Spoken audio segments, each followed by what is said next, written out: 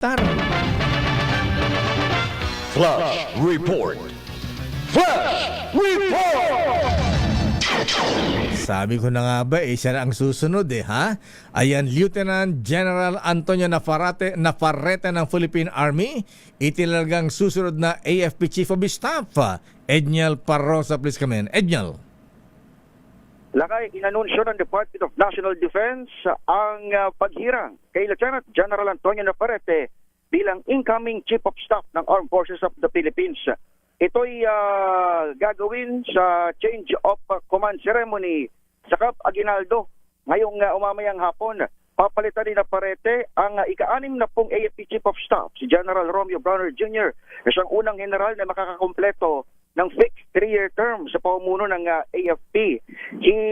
Susunod naman kay Navarrete bilang Army Commanding General si Lieutenant General Donald Gumirang na siyang commander ngayon ng Western Mindanao Command. Binabati lakay ng DND itong si General Navarrete na una nang binanggit o una nang umugong sa usap-usapang susunod na AFP Chief of Staff na una nang sinabi ni Defense Secretary Gilberto Teodoro Jr. na hindi lang basta matapang ang kailangan susunod na AFP Chief, kundi masundan ang kalidad ng serbisyo ay pinakita ni General Omid Browner na isang kilalang military strategist at magiling sa pakikipag-alyansa sa ibang nasyon.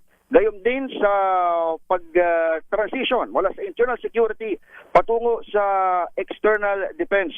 Batay sa mga inisyal na impormasyon ay miyembro si General Navarrete ng PMA Big Kislahi Class of 1990 na minsan na rin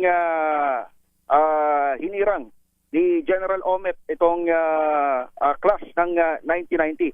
Bago siya na-assign bilang Army Chief, ay naging commander siya ng Western Mindanao Command o West Mincom na crucial na military unit hindi lamang dahil sa pagsugpo doon sa mga insurgency at terror group sa Mindanao, kundi sa transition sa external defense dyan sa area and southern Philippines. Naging commander din lakay si General Navarrete ng 1st Infantry Division at sumama sa Joint Task Force Lampelan. Nagkaroon din siya ng leadership role sa 1101st Infantry Brigade, 11th Infantry Division at Operation Staff o J3 ng Armed Forces of the Philippines. Ako si Edniel Parrosa, nag-uulat para sa DZRH. Una sa Pilipinas, una sa Pilipino. Flash Report.